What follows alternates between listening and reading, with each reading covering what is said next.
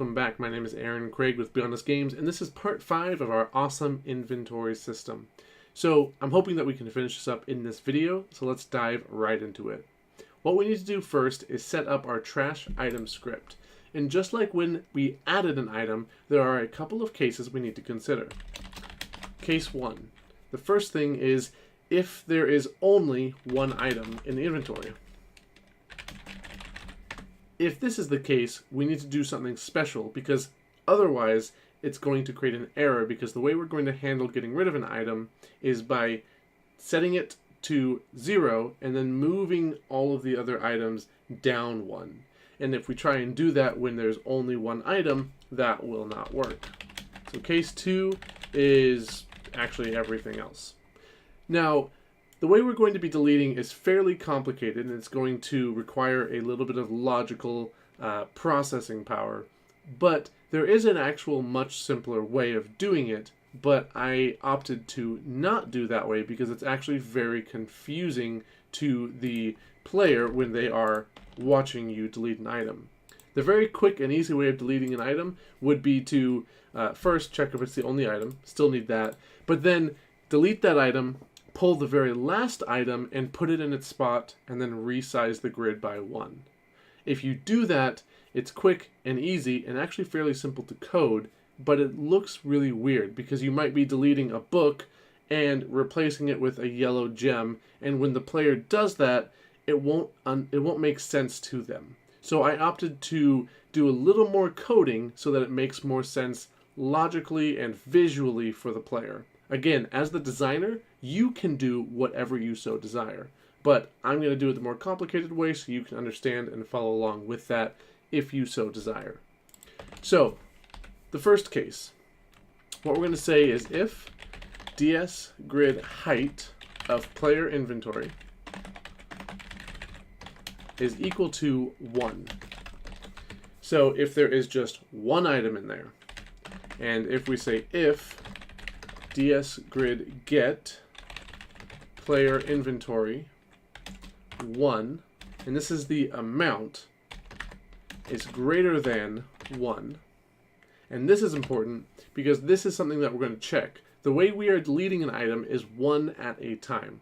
Again, a design decision. But I'm going to say if we have 5 of something and we say trash, we actually are only trashing one of that item. If you take out this and this line of code that we're going to type right here, it will delete all of those items, and that may be what you want, but that isn't what I wanted to do. So we're going to say if there is more than one of that item that we are trying to get rid of, we are going to set player inventory slot 1, 0, because it's the very first item, and we're going to set it to ds grid get. So we're going to get that amount, and we're going to subtract 1 from it, which is what we're doing right here. So we're just going to decrease the amount by 1 if it is greater than 1. Now if it's not, what we're going to do is for I equals 0, I is less than player inventory width plus I, ds grid set player inventory I, which is where it is 0, 0. Now this I is actually along the x-axis, whereas normally it's been along the y-axis, and we are setting it to a value of 0 because if it's the only item, we don't want to destroy our inventory. Now you could, and again, it's a design decision, and there are so many design decisions when it comes to the inventory. I'm making them one way and trying to explain why and how I'm coding them, but again, those are completely up to you as the programmer. You have total freedom as to how these things will work. I am not going to destroy my inventory. I'm going to leave it intact and just set it equal to zeros across the board. And we've set up over here in other inventory systems that if it is 0, it displays an empty message, so everything kind of works hand in hand like this. Now, let's move on to the second case. This one's a little more complicated. So we're going to say else and that's because this is if right here and this is else. So else, and again we're going to do the same thing basically right here that we did, except that it's going to be on the item selected. So we're going to say if dsgrid get player inventory 1 item selected is greater than 1. So if they have more than one of that item that they have selected to get rid of, we're going to say dsgrid set player inventory 1 of the item selected, dsgrid get player inventory 1 item selected -1. So you've seen that we're doing the exact same thing. Now if that's not the case inside of here, I'm going to say else, and then this is where it gets a little more complicated. So I'm going to create two variables here. I'm going to call one current row. I'm going to set this equal to item selected plus 1. And I'm going to create another one called row to remove equal item selected. Now I'm going to use a for loop, and what we're going to use these two rows for is going through and setting the current row, or setting the row to remove. We're going to set that to zeros. And then the row right above it, we're going to grab all of that information and shift it down 1. And we're going to do this all the way until we reach the end. That way it looks like everything just shifts up or down depending on how you phrase it. And things don't get out of order. They stay in the exact same order they were in. So if they were organized by name, they will still be organized by name after you delete this. So we're going to say for I equals row to remove. I is less than ds grid height of player inventory. And this is going to be -1 because we don't want to go beyond it this time. And we're going to say increase I by 1. And inside of this for loop is where the magic is going to happen. So we're going to use a new function called ds set grid region. And this allows us to set an entire row to one thing or another. So what we're actually going to do is copy one row to the other one, which is why we need to know both the current row and the row we want to copy. So we're going to set player inventory, and it's going to be player inventory again because you can copy it from another DS grid if you so desire, but we're not going to. It's going to be from the same DS grid to the same DS grid. So player inventory to player inventory, and the first X is going to be 0. The first Y is going to be current row, and then the second X is going to be 5. So from 0 to 5, all the way from left to right, we're going to grab all of the information about the item, and we're going to stick to our current row. And then we are going to put it on the X position of 0 and the Y position of I. And what that is going to do is take the row that is right above it, and then it's going to copy it into the row below it, effectively deleting the item that was there, which is fine because we don't want that item there anymore. Now we need to increase our current row every time we run this, and then we will eventually get to the very end and they will all be set, and we'll have one row at the very end that has 2 items in it. And then we want to do ds grid resize player inventory 5 ds grid height player inventory -1. So we are going to resize the grid by 1, deleting the very last item, which is actually a copy of the very last item. And when we delete an item, we need to make sure that we are no longer trying to select that item that was there. We're going to move our scrolled amount and our item selected down 1 so that it is now on what it should be instead of what it was there. Otherwise, you'll get an error trying to read something that isn't there, especially if you're on the very last item. It will cause an error if you don't have this. So we're going to say if scrolled amount is greater than 0, minus scrolled amount.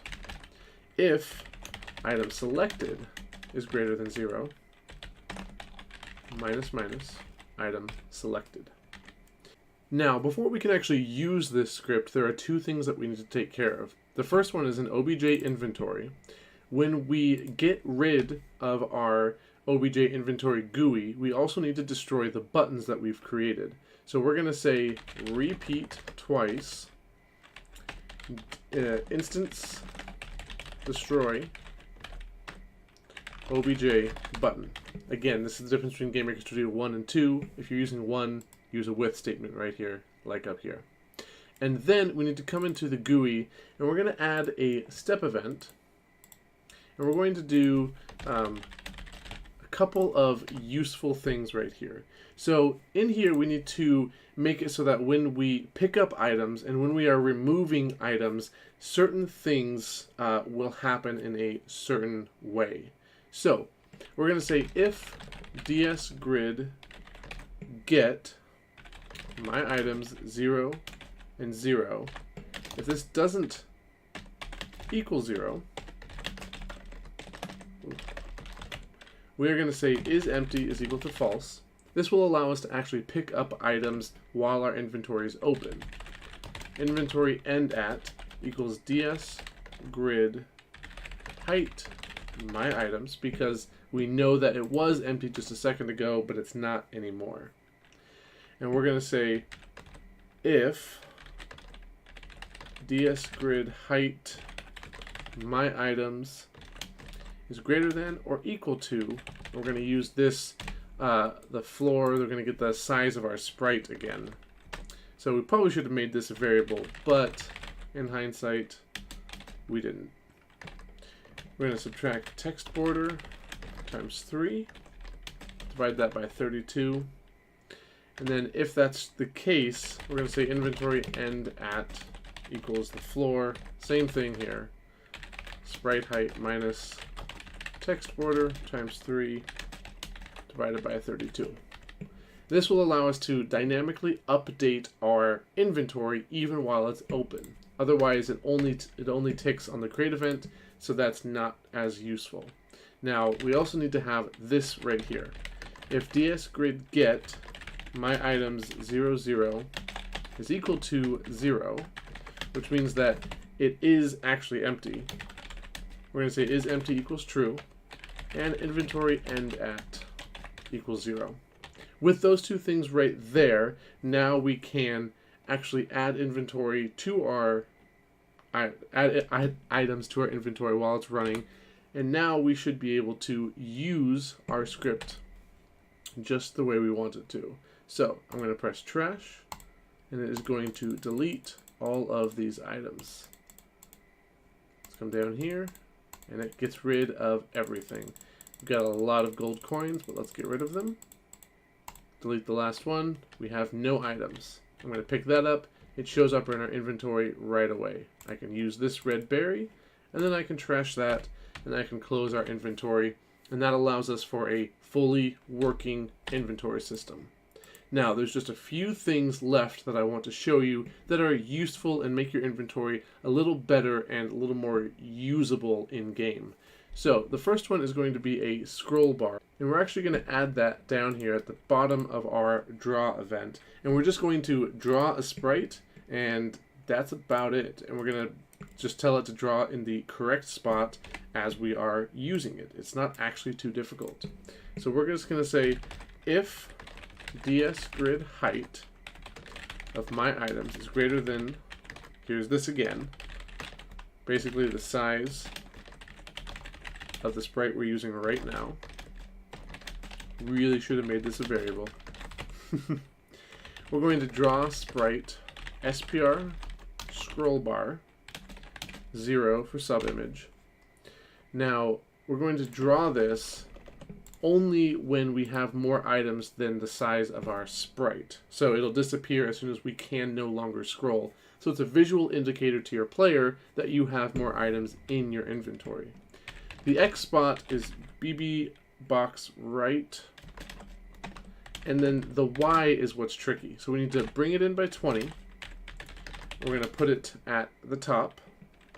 We're going to plus item selected times, and this is going to be where we do some math to make sure that it scrolls the the width or the height of our sprite no matter how many items there are in our inventory. So if we had 100 items, we would want it to scroll just a tiny little bit every single time. But if we had only 2 items beyond our inventory slot, we'd want it to scroll the entire height in those 2 scrolls. So we're going to multiply this by sprite height minus text border, and we're going to divide that by ds grid height of my items. And when we do that and we run it, our scroll bar will appear, and it will allow us to scroll and look awesome like that. And then as soon as we no longer need it, it disappears. Perfect. So that's one very useful thing. Another very useful thing is to be able to order your inventory by different means. So we are going to create another object over here, and this is going to be obj, we'll call it obj order, and we are going to give it a sprite of clickable, but we're not actually going to want this to appear. I was using this sprite for debugging purposes to get it in the right spot, so I'll make it visible for now just to show you where it's actually going to cover. So it's going to cover up the column name of item and amount. And with that, we're going to be able to click on those 2 things, and then it will order it by that thing that we are clicking on. So we're going to pass in what we want it to be ordered by, and we're going to set up a return value that is also undefined right now. And when we mouse left pressed, we are just going to call a script. But we're going to call a script in a way that allows us to order it by ascending and descending. If we keep on clicking, it'll change. So we're going to say if return value is equal to true, we're going to give return value the value of sort inventory. It is a function that we are going to create in just a second. It's a script we have to make. We're going to pass in player inventory, my ordered by, and it's going to be true the first time we use it. And then after that, so if this is true, it's going to do that. Otherwise, it's going to do this exact same thing, but it's going to pass in false. And then we're going to create a script, and we're going to call this sort inventory. And this script is actually fairly simple. Let me show you what it is by copying and pasting the comments so that you can see that. And then we're going to say grid to sort equals argument 0, sort by equals argument 1, and order equals argument 2. Now, when we do this, all we have to do is use a built-in function that says ds grid sort. And then you choose which column to sort by, and it will sort them for you.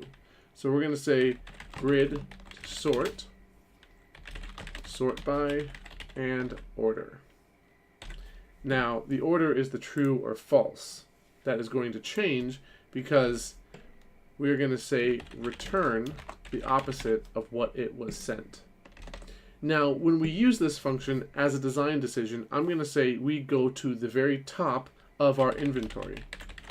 That way, when you order it, you are at the top, whether by name or amount or whatever. But again, that's my design decision. If you don't want that, take out this code right there. So this function is very useful. And now all we have to do is go into the GUI, go into the alarm event, because that's where we want to create them, because we want to do it based off of the sprite information. And we are going to say, down here, name click equals instance create depth. Again, difference between GameMaker Studio 1 and 2. Hopefully you've picked that up by now. Sprite get x offset. Let me bring this over. Of sprite index bbox top plus 30 depth minus 1, and And what is that? OBJ, what did we name it? Order. Okay. And we're going to say nameClick.my ordered by equals 0, because this is for naming, this is for ordering it by the name, which is in the x-axis of 0. And this is going to be amount click, pretty much the same thing, just a little bit over. So it's going to be bbox right minus 50, bbox top plus 30, depth minus 1, obj inventory clickable. Sorry, that's what I had before. Obj order, and then amount click dot my ordered by equals 1. And then we're going to come up to obj inventory, and before we forget, we're going to destroy those two when we get rid of our inventory as well. Instance destroy obj order. And so when we run it, they will appear right over those names, and now we can order them by name, order them by amount, and we can keep clicking on that and it will change it as we go along. And our red berries right here, you can see that it adds to it. And if we're now, when you pick things up, they're not sorted automatically, so something you could do if you wanted to, a design decision, is call sort by name or sort by the last sorted value every time you pick up a new item. That way it's exactly where you expect it to be, but that's totally up to you and how you want your inventory to function. So that's it. That is an entire inventory system for you. Now, I showed this off in the introduction, but if you didn't see it, this is really cool. The way we've coded this is that our sprite can be resized depending on the height that you want, and it will still work exactly the way you want it to. Because we have used sprite index, we've used the bbox left and top, we have used the sprite built-in variables so that no matter where we place things, no matter how tall this is, it's going to fit properly because we've used all of those built-in variables and variables that we have made ourselves. So let's mark this as no longer visible and call that a day. So that is an inventory system for you. I hope that you have enjoyed it. It has been a pleasure teaching you and showing this off to you. This is something that I'll be using in my game, so I thought I would share it with all of you.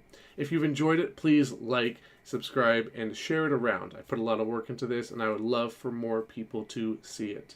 If you have questions or comments, or you'd like to support me, check out my Patreon. I would love to hear from you and work with you if that's something that you would like to do. But that's all. So, as always, have fun making great games, and I will talk to you later. If you find the content on my channel useful and you like it, consider supporting me on Patreon. All of the people on the screen are doing so, and they are awesome, and they get rewards, and you can join them. So, thank you for your time, and have a wonderful day.